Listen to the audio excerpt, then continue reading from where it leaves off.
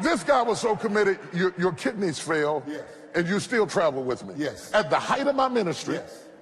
I'm preaching like 288 times in 365 days. I'm changing cities every day. Yes. I'm moving from nation to nation. We're going from continent to continent. His kidneys fail. I tried to get him to stay home, okay? But the Elijah scenario exists. As the Lord liveth, I will not leave thee. That's right. So he is on the road with me, on the planes with me, traveling through the airports, running through baggage claims, running from gate to gate, and being dialyzed while we're asleep at night. He's getting dialysis and was never late. I'll give you a great example. We would start out up in New York, maybe up in Connecticut. Mm-hmm. And I do dialysis I get up at 3:30, 4 o'clock in the morning, and I do dialysis for 4 hours. Mm-hmm. 4 hours, come back and get to the hotel. I would change my clothes, and then we would go do interviews by 6:30, 7 o'clock in the morning. And never missed it. And keep going. Never late. And from New York, we would go down to D.C. Mm-hmm. I do dialysis in D.C., and we do the same thing, just repeat what we've done in New York. And then we go from D.C. to Columbus, Ohio. Mm-hmm. And I do dialysis in Columbus. And let me tell you something. The grace of God was with me the whole time. This is what I said to God one time. I said to God, God, now I know you called me to do this. Now, I can't continue to do this at this pace and be sick like this.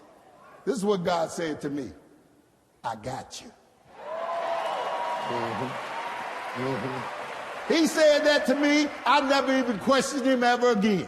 I just kept doing what he called me to do. To be honest with you, I almost didn't believe you was getting dialysis because you were so... See, one thing you have to understand about Holloway, Holloway is so discreet. That's another thing. He is so discreet. He is so discreet with his business and mine. You will never find Holloway disclosing any information that you don't need to know. Oh, no. It's not going to happen. It was a need-to-know basis. He didn't even tell me I got to get up at 3 and get dialysis. I got to go to bed early. Nothing. It was almost like a lie, because I never saw you leave. I never saw you come. I never saw you half dressed. No, this is the truth. It's weird. You're a strange person. You know, I've never seen him not suited and booted and ready to do what had to be done when it had to be done. All the while he was being dialyzed while we were asleep, and still was controlling the schedules and the flights and the hotels and the cars picking up and setting up the schedule for dialysis and the cab to the dialysis and the cab back, and still showing up down when I came downstairs talking about the car, the right this way, sir. Get in the car. No, the first one up here. Move the bishop over here. Never complained, never whimpered, never cried, never gave up, never gave in. You're talking about standing in the shadow of greatness. You have to be great to stand in the shadow of greatness. You can't use weak lumber on a great house. You have to be great. It has to be greatness to greatness, man to man, tough to tough, strong to strong, or it don't work. My God. Most of the guys who come along who want to have the position want the glory, right, but not the responsibilities. They want to perk up and look good and walk out important, but they don't want to do the things that it takes. What was it in you? Let me tell you something. Man. People have a misconception. An armor bearer is like a ghost. Mm-hmm. Mm-hmm. You see him, but you don't see him. And you don't have to say nothing. I mean, you ain't supposed to say nothing. Mm-hmm. All you're supposed to do is serve. That's what you're called to do, is just serve. Mm-hmm. You know, you didn't ask me for my opinion. Mm-hmm. When you asked me for it, I gave it to you. Mm-hmm. If you didn't need it, I didn't say nothing. Mm-hmm.